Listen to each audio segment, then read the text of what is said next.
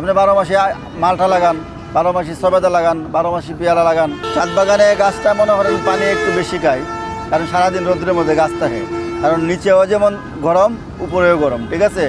Main সমস্যাটা হলো ছাদ বাগানের গাছের জন্য হইলো মানে 1 নাম্বারই হইলো আপনার পানি। তারপরে মনে করেন যদি কেউ করতে চায়, প্রয়োজনে আমাদের লোক আছে, আমরা লোক দিয়ে বাগান করাইয়ে দিই। যত বড় অর্ডারই হোক আমরা ইনশাল্লাহ রাখতে পারি এবং আমরা করে দিতে পারি। গাছের গোড়ায় পর্যাপ্ত পরিমাণে মাটি দিতে হবে। যেমন একটা মানুষের কাবার লাগে, তদ্রুপ একটা গাছেরও কাবার দিতে হবে। আপনার গাছের গোড়ায় কোন সময় কাবার দিতে হবে, কোন সময় পানি দিতে হবে, মাটি কেমন আছে, গাছের গোড়ায় মাটির মধ্যে সার আছে কিনা, এগুলো সব আপনি পর্যবেক্ষণ করতে হবে। ঠিকই পর্যাপ্ত পরিমাণে ফল পাইবে। আপনি 12 মাসে মালটা লাগান, 12 মাসে সবেদা লাগান, 12 মাসে পেয়ারা লাগান, ঠিক আছে। আপনার বিভিন্ন ফল আছে 12 মাস যেগুলো ফল দেয়, এগুলো আপনি চাঁদে লাগাইতে পারেন, তাতে কোনো সমস্যা নেই। কিন্তু মেন হলো গাছের পরিচর্যা ঠিকমতো করতে হবে।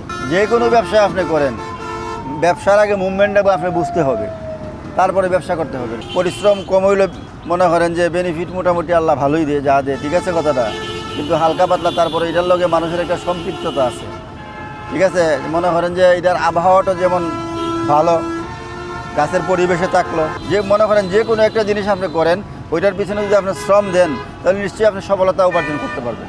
আমরা মনে করেন ঢাকা, শ্যামলী, তারপরে মনে করেন যে বসুন্ধরা, রামপুরা, ওই সমস্ত এলাকা তো আমাদের লোক গিয়া বাগান সেটিং করে দিয়ে আসে। খরচ মালিক বহন করবে, সব কিছু আমরা করে দিয়ে আসবো, তাতে কোনো সমস্যা নেই।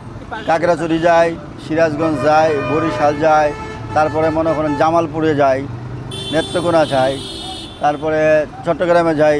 আমাদের এখানে বেশি সেল হয় আপনার ফলের গাছ।